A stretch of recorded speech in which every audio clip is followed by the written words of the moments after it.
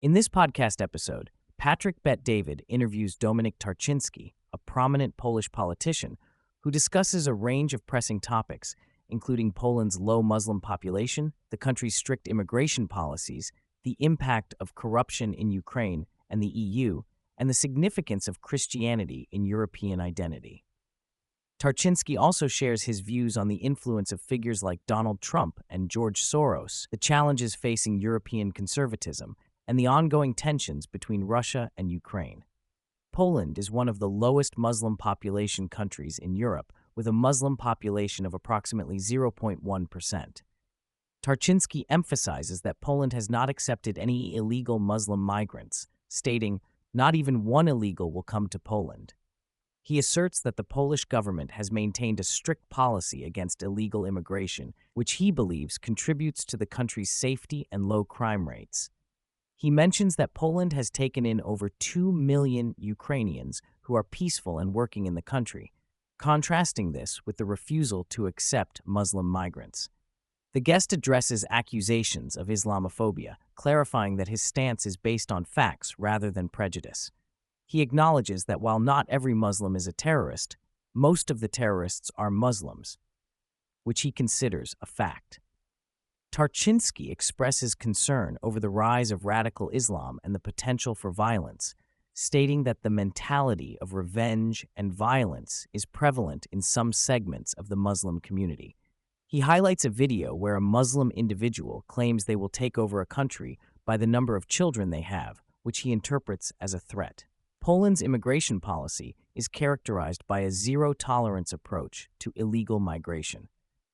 Tarczynski explains that the government has built a wall to prevent illegal crossings and has passed laws allowing the use of live ammunition against those attempting to enter the country illegally.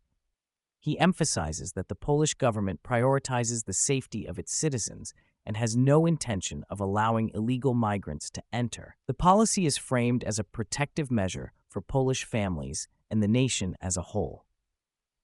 In the context of the European Union, Tarczynski discusses the tensions between Poland and other EU member states regarding immigration policies. He notes that the EU has pressured Poland to accept migrants, threatening financial penalties for non-compliance. Despite this, he asserts that Poland would rather pay fines than compromise its immigration policy. The guest expresses a desire for the European Union to return to its Christian roots and to resist the influence of leftist ideologies. He believes that the current leadership in the EU, particularly from Germany, is out of touch with the realities faced by countries like Poland. Tarczynski also mentions the corruption scandal involving Qatar, where members of the European Parliament were allegedly bribed to promote a favorable image of Qatar. He connects this to the broader issues of governance and accountability within the EU, suggesting that the political landscape is influenced by financial interests rather than the welfare of member states. Corruption in Ukraine is a significant issue that persists even during the ongoing war. Tarczynski highlights that many people are aware of the corruption, which undermines the efforts of those genuinely in need. He recounts a visit to Ukraine where he spoke with a law professor who expressed that it is impossible to stop corruption, indicating a deeply entrenched mindset. Despite the war, reports of corruption continue to emerge, leading to frustration among those who support Ukraine. Tarczynski emphasizes the importance of Donald Trump in the current political landscape. He believes that if Trump wins the upcoming election, there is a chance to return to normality. He argues that whatever happens in America tends to influence Europe within 6 months.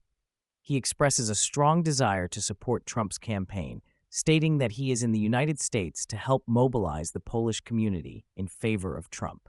The belief is that a Trump victory would have positive implications for Western civilization. Having been born in 1979, Tarczynski recalls the impact of communism in Poland, which lasted until 1989. He remembers the queues for basic necessities, such as shoes and food, illustrating the hardships faced during that era. The experience of living under communism shapes his perspective on freedom and governance. He expresses pride in Poland's transition from communism to a democratic society, emphasizing the importance of fighting against any form of tyranny. The Nord Stream pipeline, a significant energy conduit between Russia and Europe, becomes a focal point of discussion regarding its sabotage. Tarczynski mentions that the pipeline is a weapon used by Russia to exert influence over Europe. He expresses relief that Nord Stream 2 does not exist, as it would have provided funds to the Russian army, thereby increasing the threat to Poland and other neighboring countries. The sabotage of the pipeline is attributed to a Ukrainian operation which reportedly cost around $300,000 and involved a small rented yacht with a crew. Tarczynski notes that Ukrainian President Volodymyr Zelensky initially approved the plan, but later attempted to call it off after the CIA learned of it. The operation is characterized as one of the most audacious acts of sabotage in modern history, raising questions about the motivations behind it. Soros is identified as a significant figure in the discussion of political corruption and influence. Tarczynski describes him as an evil person, highlighting his history of selling people during the war and his current role in supporting radical leftism. He connects Soros to the broader agenda of undermining Christianity and traditional values in Europe. The influence of Soros is seen as part of a larger effort to promote ideologies that Tarczynski believes are detrimental to society. Tarczynski asserts that Putin's motivations for attacking Ukraine stem from a desire to rebuild the Soviet Union. He emphasizes that Ukraine, as a neighboring country, has the right to decide its future, including its aspirations to join NATO and the European Union. The ongoing war is characterized as a means for Russia to keep Ukraine from aligning with Western powers. In Poland, the approach to LGBTQ rights is characterized by a clear stance against the inclusion of LGBTQ ideology in schools. Tarczynski articulates that while individuals are free to live as they choose, there is a firm boundary regarding the influence of LGBTQ issues on children. He states, "Do not come to our kids," indicating a protective attitude towards the educational system. There are no specific laws prohibiting LGBTQ individuals from living freely, but the prevailing sentiment is one of resistance to LGBTQ activism in educational contexts. European conservatism faces challenges, particularly from leftist ideologies and the push for progressive policies within the EU. Tarczynski believes that Poland represents a stronghold for conservative values and Christianity in Europe. He expresses a desire to fight for a return to traditional values and the roots of European civilization, which he associates with Roman law, Greek philosophy, and Christianity.